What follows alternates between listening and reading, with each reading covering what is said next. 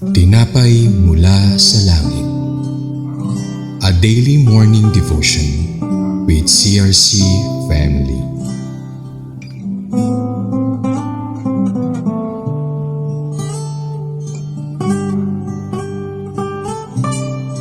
Palang umaga po sa bawat isa. Ako po ang inyong kapatid, Pastora Rita Bautista, na inyo pong makakasama sa ating programang Tinapay Mula sa Langit, ang ating pang-araw-araw na debosyon sa salita ng Diyos. Ngayong pong umaga ay matatagpuan po natin sa Numbers chapter 16 verses 46 to 50 na may pamagat po na Aaron's intercession stop the plagues of judgment upon the children of Israel. Ngunit bago po tayo magpatuloy, tayo po muna ay manalangin. Aming Ama sa Langit, maraming salamat po sa iyong mga salita na aming pagbubulayan. Bigyan mo po kami ng kaliwanagan sa pamamagitan ng iyong Santong Espiritu na siyang mangunguna po sa iyong lingkod at sa bawat isang makikinig. Maraming salamat po sa iyong kagandahang loob na aming muling mararanasan ngayong umaga, at kami po, Ama, ay nagpapasalamat sa iyong pangunguna sa umagang ito. In Jesus' name we pray. Amen and amen. Praise God. So sa ating pong pagpapatuloy, matindi po ang kasalanan ni Korah dahil nagrebelde siya sa leadership ni Moses. Kasama po sina Dathan, Abiram at yung 250 po na conspirator. So dahil sa ginawa nilang ito ay nagalit ang Panginoon sa kanila at nagpadala ng salot sa anak ni Israel, no? At upang mahinto ito ay kailangan ng atonement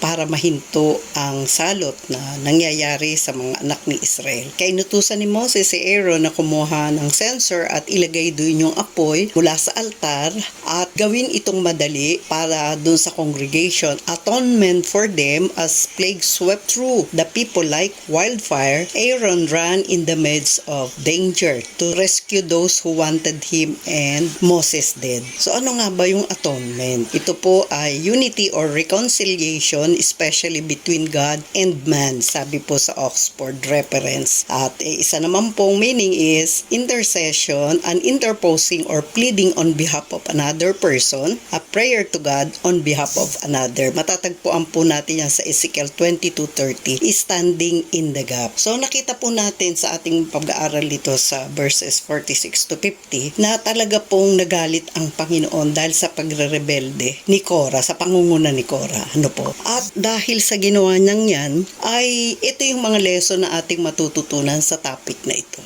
Bilang isang leader, hindi po kasi mawawala yung mga oposisyon. Tatanungin ang leadership natin, hindi sila agree sa atin, at kadalasan nga kung sino pa'y malapit sa atin, yung pa yung umo-oppose, no? Yung minsan, ito yung mga taong parang hindi kontento sa ating leadership. Pero nais ng Panginoon, ang gawin natin ay ipag-pray sila. Number one, when someone oppose or question your leadership, pray for them and don't retaliate. Huwag po tayong gaganti. Pangalawa po, remember you are called to lead, and no matter what happens, all you have to do is to trust God for everything. So alalahanin po natin, tinawag tayo to lead. Ang Panginoon po, pag may pinagagawa, kumukuha sa isang leader na munguna at binibigyan din po niya ng mga makakasama. So ang leadership po, hindi po bed of roses. Maraming mga challenges, mga trials, pero ano man po ang mangyari, ang gagawin lang po natin ay magtiwala sa ating Panginoon. Mahirap po, hindi madali, kasi hindi mo mapiplease lahat ng membro, hindi mo mapiplease lahat ng tao, kasi po may iba-iba po tayong differences sa family, sa pinaglakihan natin, sa mga belief natin. Pero ang gagawin po natin is to trust God for everything,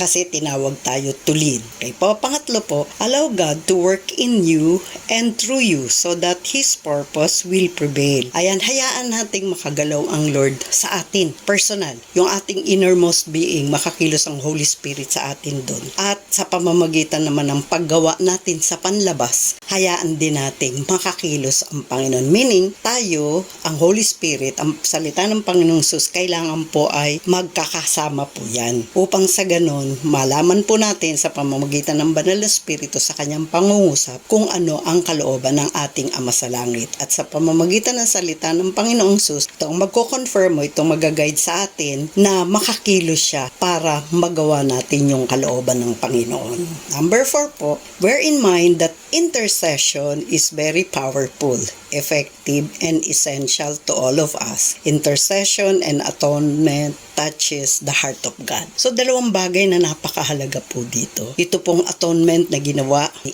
Aaron, siya yung tumayo in between God and people, no? In between God and Israelites na nasaktan ang puso ng Panginoon. So, napakahalaga ito, kagaya ng Panginoong Sus sa pamamagitan ng banal na dugo niya, nialay niya upang mapawalang sala yung ating mga kasalanan. So, yung namang pag-i-intercede ay talagang kailangan ito na naghahanap kasi si Lord kung sino yung mag-i-stand on the gap. Kaya sa pamamagitan po na pag-alaw natin ng Panginoon sa ating buhay, dun po natin magaganap kung ano ang kalooban ng Panginoon. Number 4 po, bear in mind that intercession is very powerful, effective, and essential to all of us. Intercessions and atonement touches the heart of God. Yan po. Dapat po bilang Kristiyano, lalo na sa mga leaders, tandaan po natin napakalaki po at halos ang buong kabuuan. Ang intercession ay napaka-powerful kagaya po ng ginawa ni Aaron. Kung hindi sa intercession niya, pagpapakumbaba nila ni Moses, hindi mahihinto yung salot.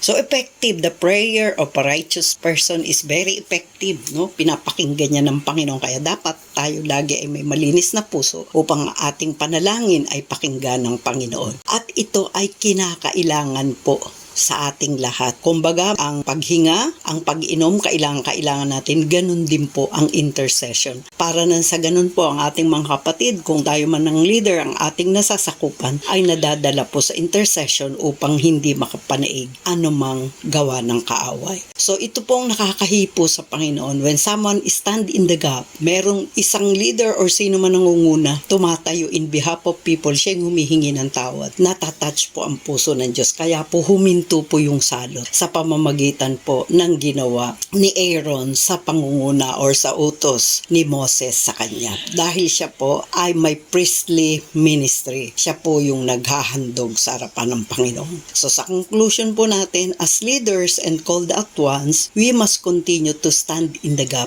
in behalf of those who sin against God and man. Hindi po tayo hihinto dahil tayo tinawag ni Lord. Hindi man tayo leader, pero we are the called out ones. Dapat tayong patuloy na manalangin to stand in the gap in behalf doon sa mga nagkakasala sa Diyos, maging yung mga taong lumalapit sa Panginoon na kailangan ng Diyos. Kaya sabi po sa Hebrews 4:16, let us come boldly to the throne of grace that we may obtain mercy in the times of needs. So nawa po natuto tayo ngayong umaga at sa pamamagitan po ng aral na ito ay nawa mahalin natin ang ating mga kapatiran sa Panginoon at pahalagan natin yung pagkakatawag sa atin dahil may role po tayong gagampanan dito sa pagkakatawag sa atin ng Panginoon as leaders. May reminder din po na mga dapat nating gawin. Kaya tayo pong lahat ay manalangin. Lord, salamat sa iyong mensahe ngayong umaga. Nagpapasalamat kami sa lahat ng bagay na ginagawa mo sa aming iglesia. Mga katuruan araw-araw na aming natatanggap upang sa ganun po ay mapagbulayan namin at mabago ang aming kaisipan, mapalagay sa mabuting kalalagayan ang aming relasyon sa iyo. Kaya po salamat sa Santong Espiritu na siyang patuloy na gumagabay sa amin, tumutulong sa kahinaan at nagbibigay ng kalakasan. Maraming salamat din po sa lahat ng bumubuo ng TMSL na siyang matyaga po na nagbibigay, Panginoon, ng mga ganitong gawain sa bawat umaga. Ganun din po dinadalangin namin ang aming pong bansa na ikaw lamang ang nakakakita kung ano ang mabuti para sa amin. Tulungan mo po ang aming presidente, ang vice presidente, ang lahat po ng nasa pamahalaan, iyo pong pangunahan. Baguhin mo po ang lahat ng mga taong nangunguna at makakilala sa iyong tunay upang ang aming bansa ay gumaling sa lahat ng kasalanan. Maraming salamat po sa pagmamahal mo sa aming bansa, Panginoon. Dahil dito mo kami tinawag, kami rin po naman ay dapat manalangin upang ang aming bansa ay ikaw ang maghari. Maraming salamat po, Ama, Panginoon Sus at Banal na Espiritu sa umagang ito sa kagandahang loob na naming natanggap sa pamamagitan ng iyong salita. In Jesus' name, amen and amen. Praise God. So maraming salamat po muli sa pakikibahagi ninyo sa ating programa at pagnilayan po natin ang salita ng Diyos upang maunawaan natin ang mga nais ng Panginoon sa ating buhay. At muli, samahan niyo kami bukas sa panibagong pag-aaral ng salita ng Diyos sa ating programa. Malala niyo po itong share sa bawat isa, sa mga friends, relatives, or sino man po ang mga nakikilala natin at maging pagpapala din ito sa iba. Pagpalain po tayong lahat ng ating Panginoon at ang umagang ito ay ihandog natin sa Panginoon ng may pasasalamat. Magandang umaga po sa bawat isa. Ito po ang inyong lingkod, Pastora Rita Bautista, ang nagsasabing, God bless us all.